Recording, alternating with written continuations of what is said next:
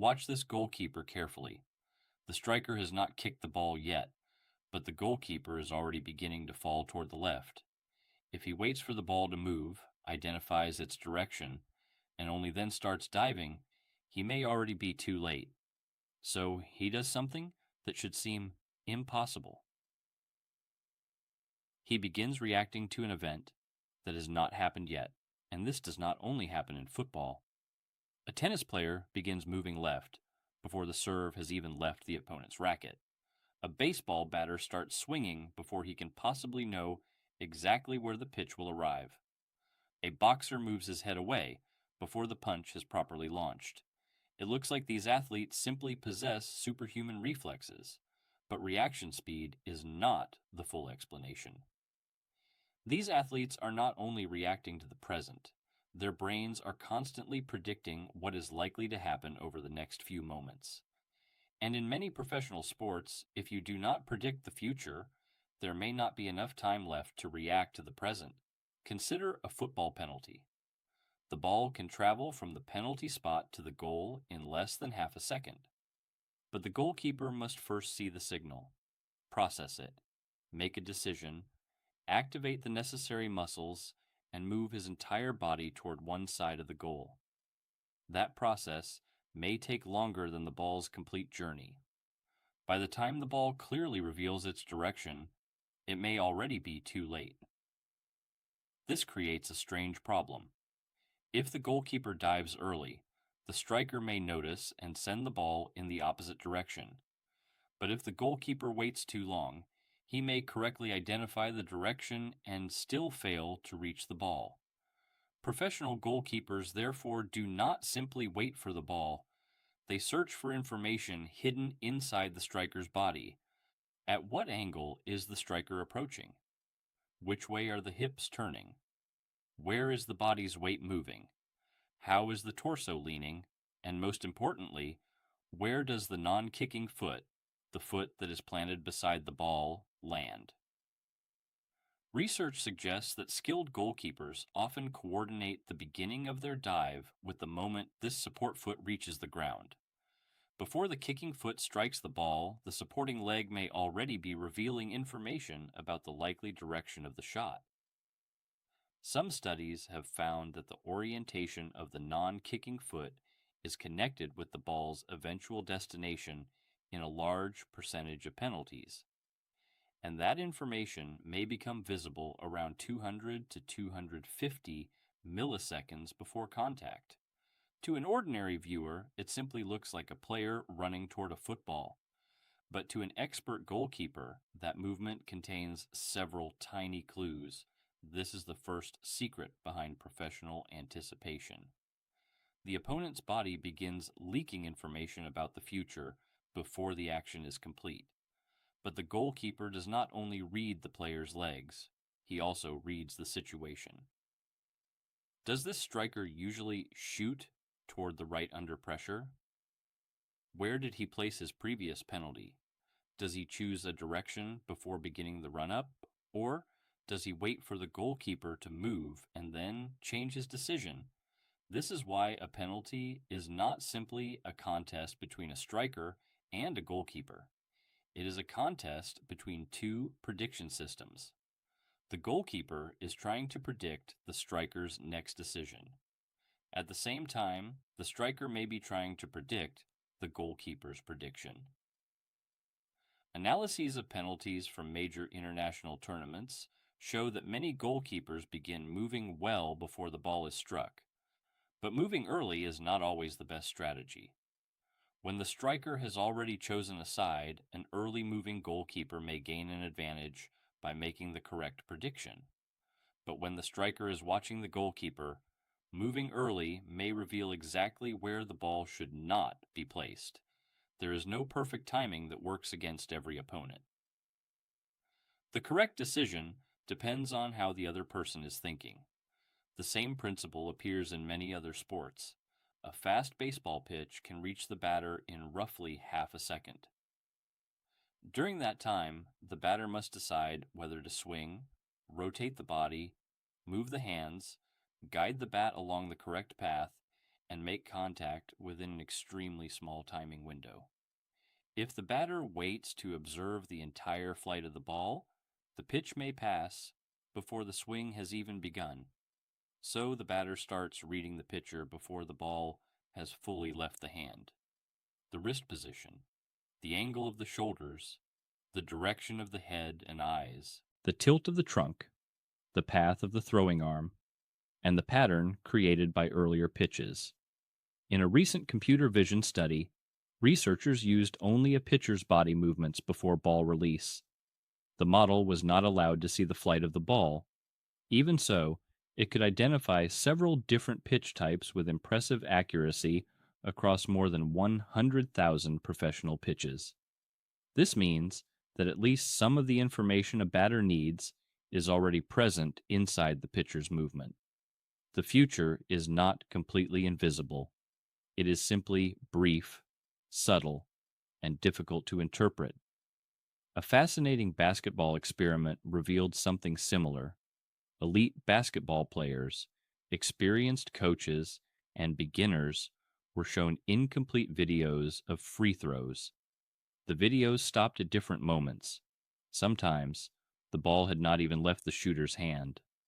The viewers were then asked whether the shot would go in or miss. Elite players began making accurate predictions earlier than the other groups. They were not reading the flight of the ball. They were detecting tiny mistakes in the shooter's balance, hand position, finger movement, and release mechanics. This is where the story becomes even stranger. When we perform the same movement thousands of times, the brain may do more than simply observe someone else performing it. It may internally simulate that movement. When a professional basketball player watches another player shoot, the brain may compare the movement with years of personal motor experience. It may effectively ask, what would happen if my hand were at that angle? What if my fingers released the ball like that? What if my balance were slightly too far backward? Where would the ball go? The expert brain does not always wait for reality to finish. It may run several possible endings in advance. Then, it prepares the body for the outcome it considers most likely. But this does not mean professional athletes have a universal superpower. An elite football goalkeeper will not automatically predict a tennis serve as accurately as a professional tennis player. Research shows that expert anticipation is highly specific to the sport being played. Over many years, an athlete builds a private library of patterns, thousands of kicks, thousands of serves, thousands of punches, thousands of body positions, thousands of competitive situations. Every experience adds another pattern to the brain's prediction system.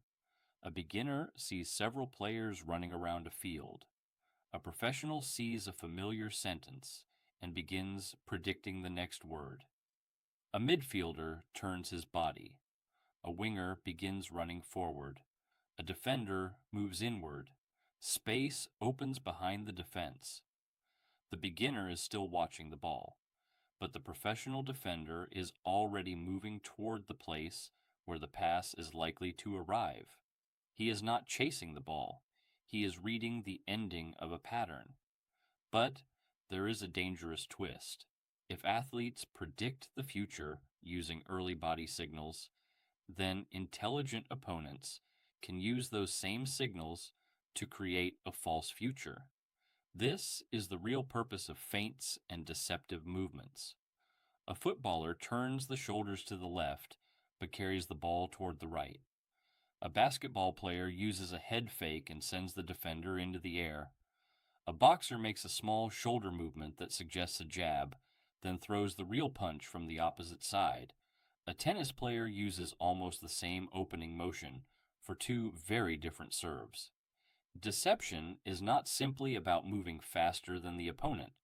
It is about feeding false information into the opponent's prediction system. Researchers often separate deceptive movements into two general forms. The first is giving a false signal. The body suggests one outcome, but the real action goes somewhere else. The second is hiding the useful signal until the final possible moment. A great athlete learns how to read the future. A great deceiver learns how to show that athlete a fake future. And one of the most dangerous things about deception is that the athlete may feel extremely confident while making the wrong prediction. The brain recognizes a familiar pattern. It simulates the expected ending. The body prepares to respond, but the entire pattern was deliberately created as a trap. Can this ability to predict future actions be trained? To some extent, yes. Sports scientists use a technique known as temporal occlusion training. An athlete watches a video of a serve, kick, throw, shot, or punch, but the video disappears just before the most important moment.